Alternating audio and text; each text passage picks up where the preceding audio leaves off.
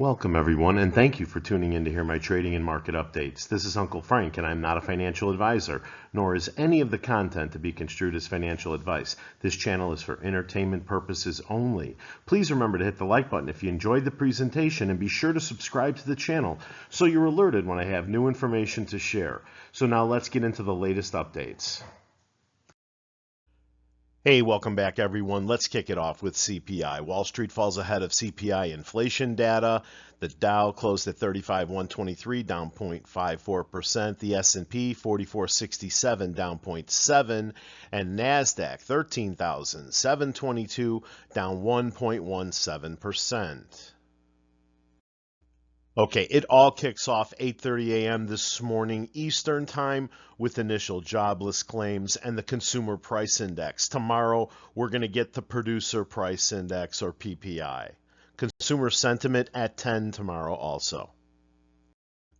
So where we at year to date on the big indexes? S&P 500 up 14.8%, the Dow up 6% for the year, Nasdaq 31.1, jumping down to Bitcoin up 78.1% year to date, Ethereum 54.6, gold at 1947.80 up 6.3%, oil 84.22, up 7.4%. The 10-year Treasury stands at 4.010, up 18 basis points year to date.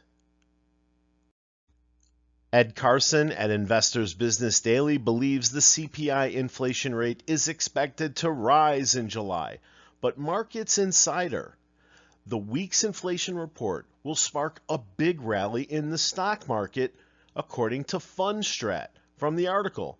The Thursday release of the July CPI report should spark a sizable stock market rally. Core CPI is expected to be 0.22%, but Fundstrat expects the CPI report to undershoot at 0.15%. The primary driver remains the drag in CPI coming from the fall in used car prices. So, Uncle Frank, why are you always rooting for surprise rallies to the upside? Well, when you started trading AMC, you picked a fight with some of the most formidable, diabolical, predatory short hedge funds on the planet, and surprise rallies hurt them. This appeared in Hedge Week last month. Hedge funds race to dump shorts as inflation data boosts equities. The failure of short bets on declining stock prices is seen as one reason why hedge funds are exiting trades at one of the highest rates seen in the past 5 years. The white swans and black swans are everywhere. From Reuters, this is the one that kicked it off. Fitch cuts U.S. credit rating to AA+. The Treasury calls it arbitrary. And from Bloomberg, U.S. bank shares drop as Moody's cuts ratings, warns on risk. Rating company downgrades 10 lenders, citing dimmer outlook. U.S. Bancorp, BNY Mellon among 6 firms facing potential cuts. And another swan from Wealthy Nickel, on the brink of financial collapse, 10 cities in serious danger of bankruptcy. Number 1, New York City, grade F. Number 2, my hometown, Chicago, Illinois, grade F. Number 3, Honolulu, Hawaii, also grade F. All Democrat run. And of course from CBS, Mayor Eric Adams says the cost to care for asylum seekers has ballooned to $12 billion. Yeah, that's a lot for a city, even New York. And maybe we should think about closing that southern border. And it's official, AMC remains on the New York Stock Exchange list of threshold criminal securities as of yesterday. And can somebody tell me what the hell is going on in Canada?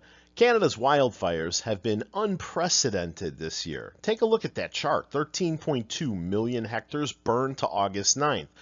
From the article, although it's common for fires to rage throughout spring and summer in Canada, there's been a marked difference in this country's conditions this year that has enabled the fires to burn like never before as the country's firefighters grapple with the worst wildfire season on record.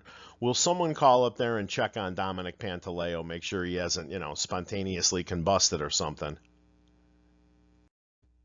In my opinion, it was manipulation start to finish yesterday. AMC finished at 490, down 3.73%. The APE finished at $1.73 flat, bringing the consolidated price of AMC and APE to 663, down 2.79% for the day on 21 million shares traded. Now, based on that last price of 490, be expecting support to the downside at levels 479, 467, and 449.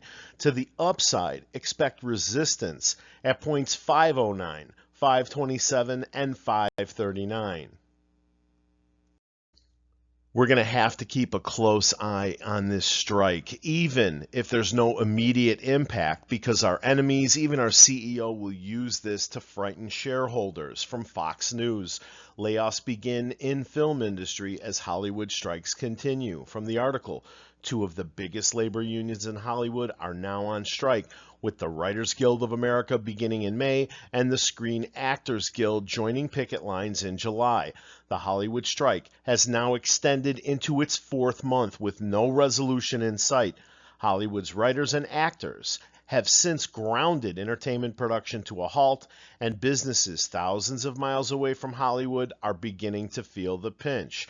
Now, this article from NBC might get them back to the table. As SAG and WGA strikes continue, some are feeling financially strained. And at the time of this recording, I see only 1,000 shares available to lend and short on AMC with a cost to borrow fee of 243.94%. Moving over to Reddit's sentiment and mention tracker, I see GameStop at 4th. I see AMC at 6th with 79 mentions, down 49%. Also, XRP comes in at 8th with 52 mentions. Hey, I want to thank you for watching, and please remember to hit the like button after this slide if you enjoyed the presentation. Subscribe to the channel and set the alert so you're notified when I have new information to share. See you at the bell.